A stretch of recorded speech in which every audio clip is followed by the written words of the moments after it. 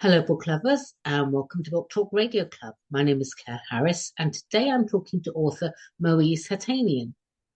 Moeez is the author of two rather fantastic and award-winning fantasy novels, Echoes for Celia and The Rise of the Amiga Empress. Hi, Moeez, welcome, and thank you for coming back to talk to me on Book Talk Radio Club. Hello, Claire. Nice to see you again. Thank you. Thank you. Moeez, Echoes for Celia is a mixture of romance and fantasy. Would you like to give us a brief idea of the story, please? Yeah, it is a mixture of romance and fantasy, but it's more like a utopian version, which I picked up, inspired by a story of ancient alien theory, which is concentrated around the two twin sisters and the ancient alien which used to live on Earth. And Please yeah. carry on. Yeah, and these twin sisters' DNA passed on through the line over the millions of years, and they were the last two that the gene survived. Or on what is it? On only family survived on Earth, and the gene survived, and the mother gave birth to them. So it's supposed to have been other human being, but the genes didn't survive, so they didn't give birth, and these two sisters were only one. Your heroine, Celia, is hidden away from the world because she's different and strange. What is the strangeness and why is she different from what? Well, she's kind of a strange because she's different to every other girl on Earth. Not because she's a child prodigy, because she can hear things from a parallel plane, and also because of that, because in the unusual circumstances, she loses her twin sisters, which disappear kind of. Not that she dies. Her father becomes controlling, so her father hides her away from the world. So she becomes what you call it, lives in the, you could say, palace, and hidden away from the world, and her father becomes possessive over her. Right. So her father hides her away. How long does he hide her away? Her father hides her away for about 18 years. Wow. Until she grows up. And the only person that she has all the time, it was FBI agent, because her father was a U.S. Senate. Oh, we'll go into that in a minute. So just tell me, what kind of woman is Celia? What's her character like? She's confident. She's mature beyond her age. She has a mind of you could say, if she was in a real life, she would have had a mind of you could say 10 scientists put together at the age of, say, 2 or 3, with one mind of 10 Einsteins, you could say. And yeah, and she has she can hear the sound voices, whichever you want to describe, from the parallel plane, but she doesn't know what they are or what it means, because it's unusual to her. Sure. Well, the only thing keeping her sane is Elijah and his gentleness. So who is Elijah and what is he to her? And Elijah is the FBI agent. Okay. From the what do you call it, the colored background, which her father hires to look after her, and he he helps her to grow up, teaches her and all these things, and he becomes a source of comfort Mm. which Celia can turn to whenever she needs anything, because her father is hardly home. So that's what it is to her. She not a father, but is a person that she can rely on. So Celia has a destiny and it calls to her. What is her destiny then, Moeez? Her destiny on the first book that sorry, on the first book, the description I made, I wrote the universe calls on her destiny.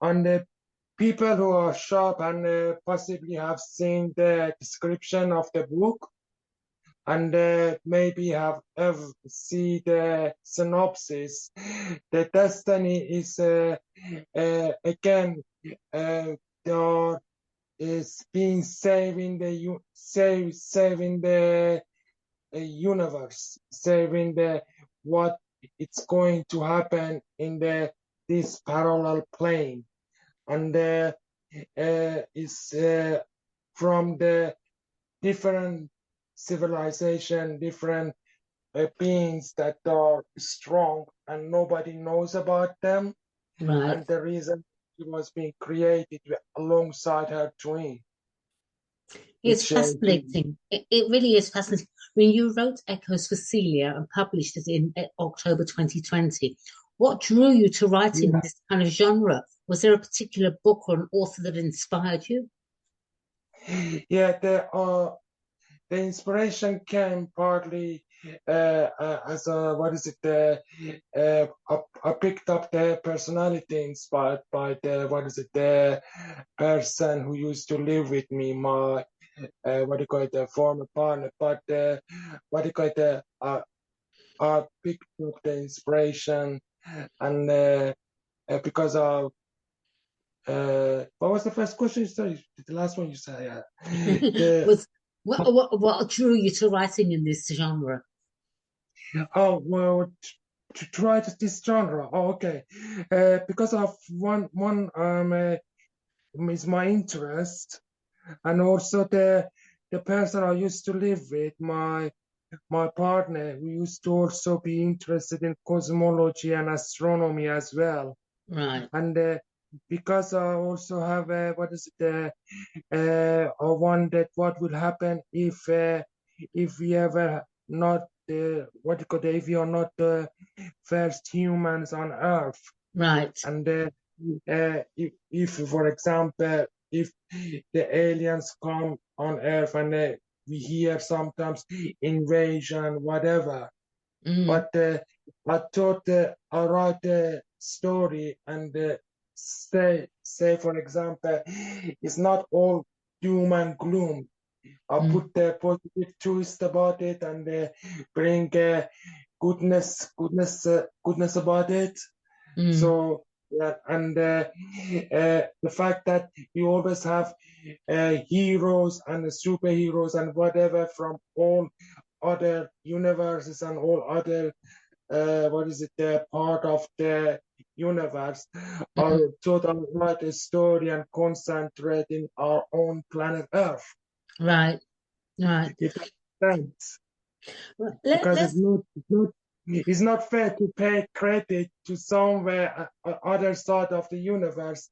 Even me, as much as I like cosmology, to pay credit to other part of the other stars and the galaxies and whatever, Mm, which that what is it, we don't know, but the people who know the story a little bit are picked up from the inspired from a Greek mythology, Greek and Roman mythology, mm, and those who are who know a bit, the many names, the what do you call it, you could say antagonist, mm. what do you call it, the books that what do you call the enemies that they come across, the what do you call it, Celia and the sister have to fight with, the demigods, Right.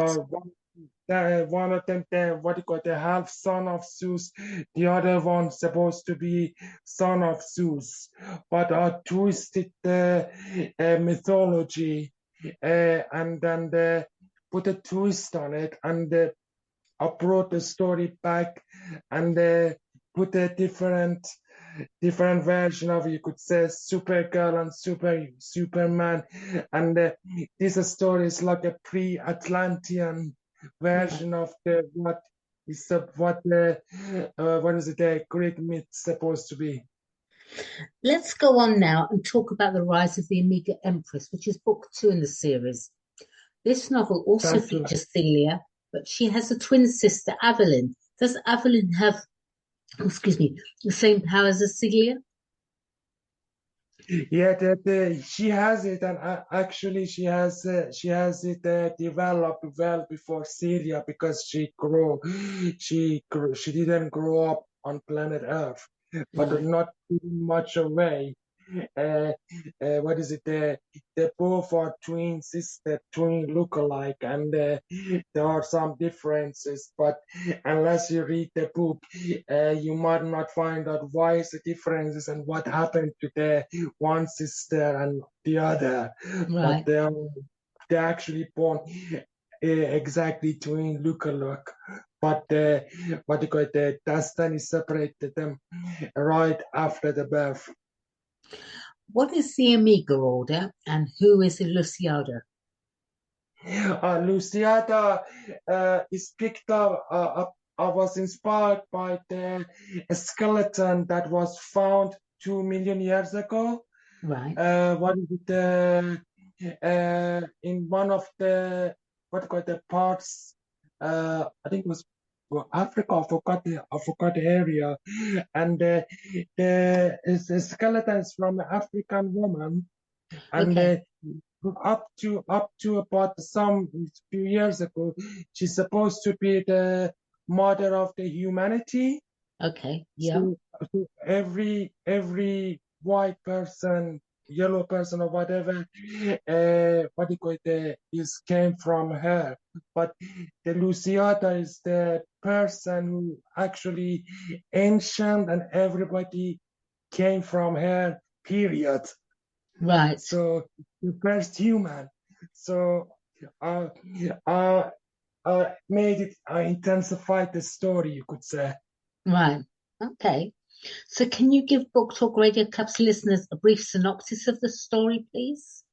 Of the what do you call the second book? Yeah, yeah, The second book takes place in a what do you call it, a planet where the Celia's sister lives, and where Celia destined to live rest of her life, and the Luciata, which is the ancient parent, mm, they comes uh, from the parallel plane and mentions to the sisters, you have your power, you have your destiny, and they are being on this universe, which is from the level 7 civilization, but they don't have a, what is it, a good, they don't have a good, what do you call it, they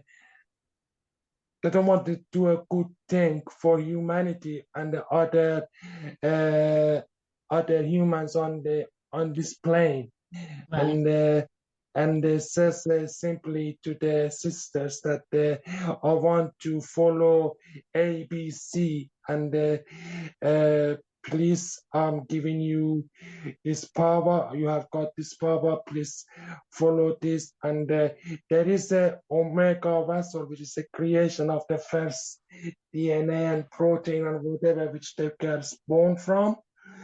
Simplify it and then give some orders that the sisters have to go and follow, and what is it, put them and not let these brothers, which are the demigods, what do you call it, get their hands on and enslave the universe.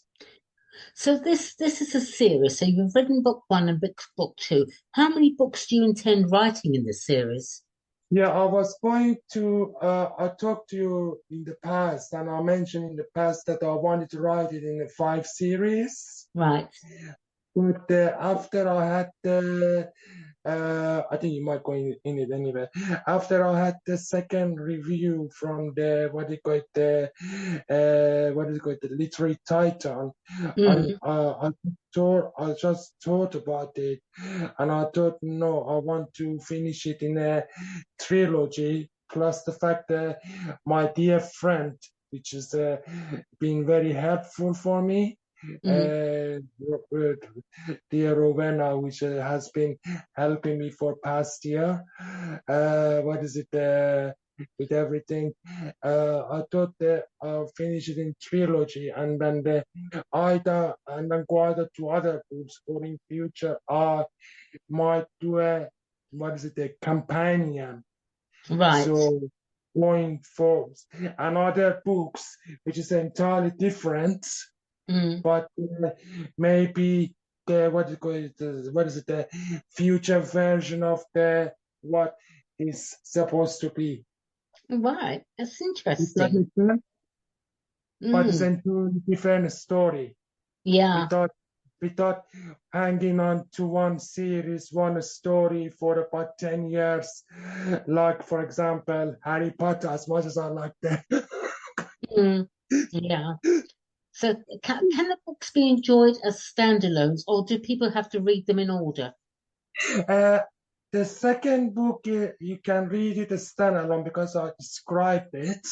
Mm, But on the third book, because I'm planning to write it with 100K plus words, I'm hopefully planning, that was taking me too longer than usual, sure. to put the omnibus of Right. the first two book in the Mm, beginning of it.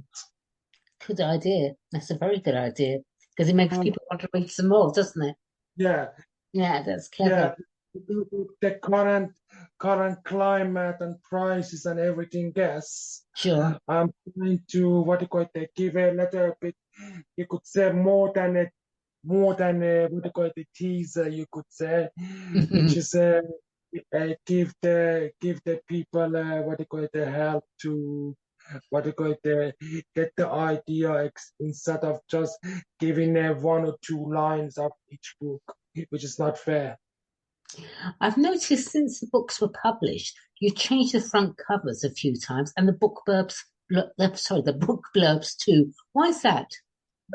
If you notice, what is it?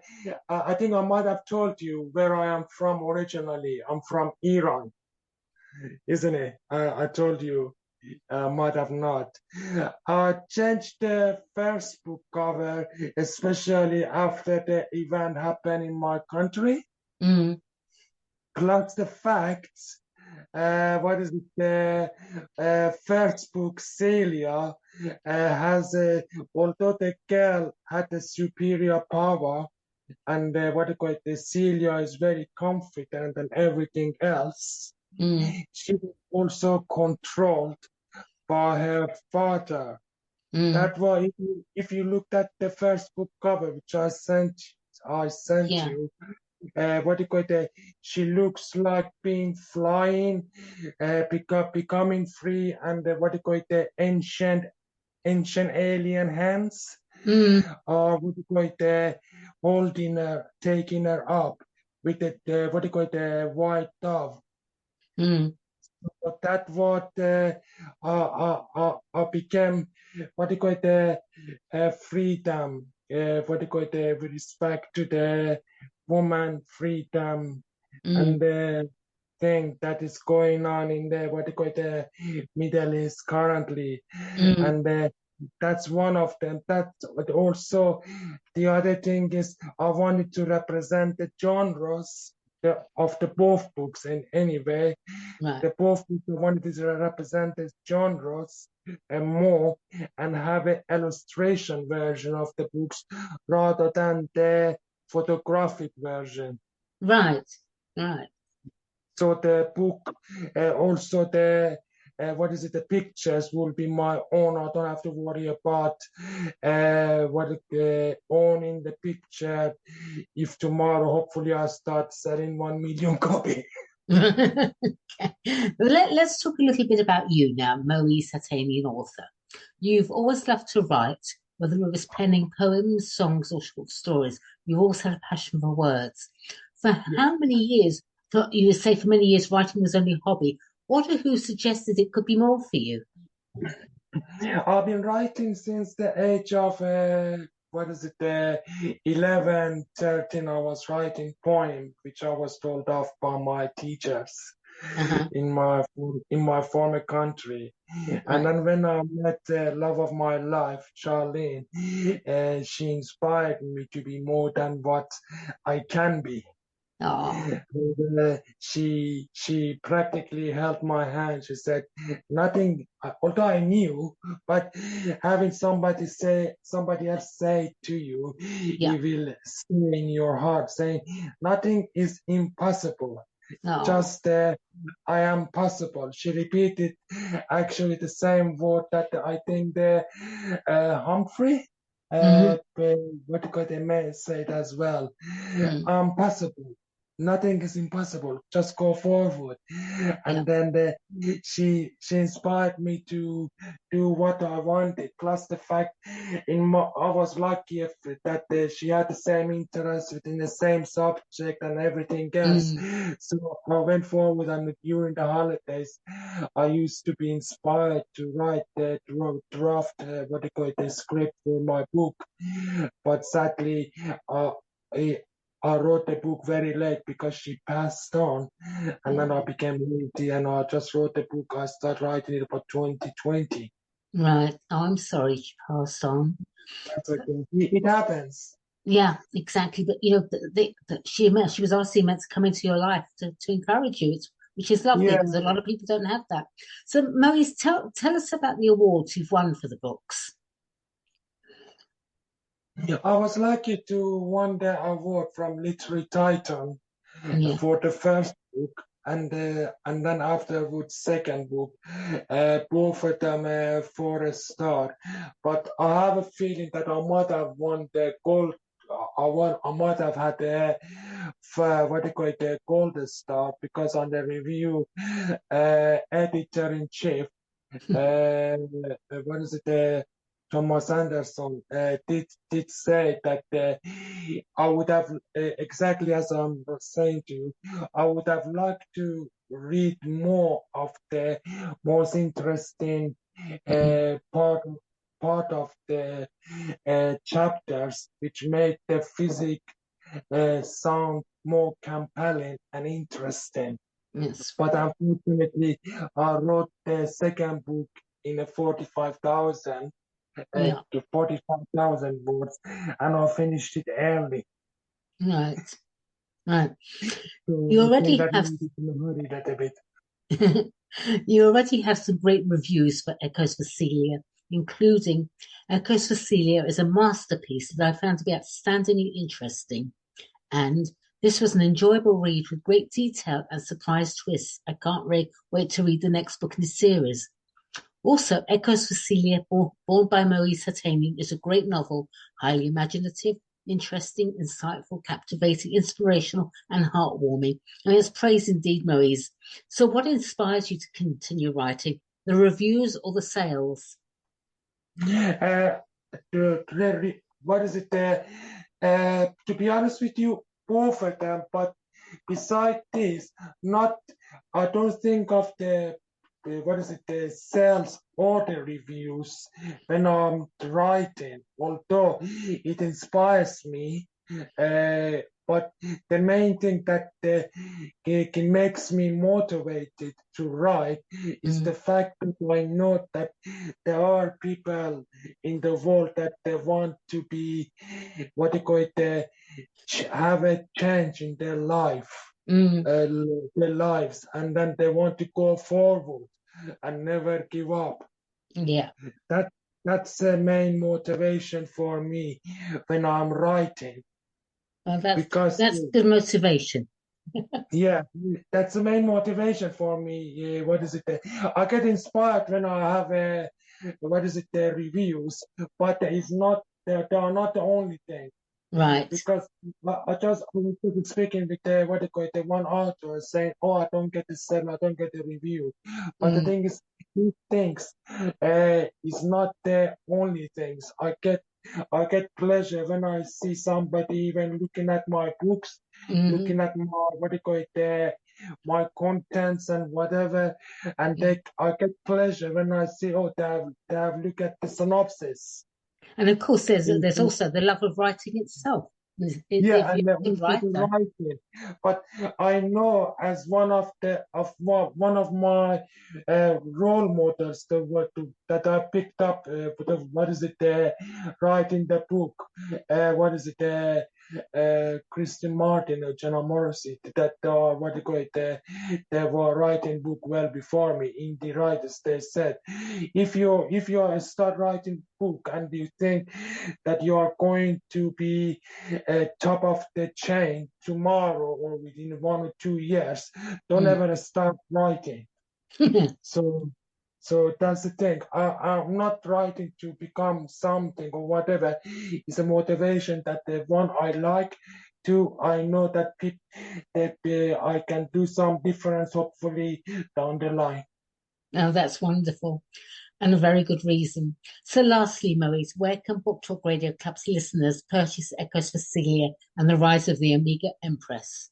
Practically everywhere, from Amazon to what do you call it, from Apple to every platform, even the what is it, the Google Play, Right. and what do you call it, the Facebook. You can also purchase it on audiobook. Oh, right. Oh, that's good. All right. Well, thank you, Moeez. Please come back on Book Talk Radio Club soon. I'd love to chat with you and hear more. In the meantime, good luck for the future. And thank you, everyone, for listening to Book Talk Radio Club. Lovely to Yes, speak to you, Moeez. thank you very much. Thanks, Kalen. Okay. Thank Bye you. now. Bye bye. Bye bye.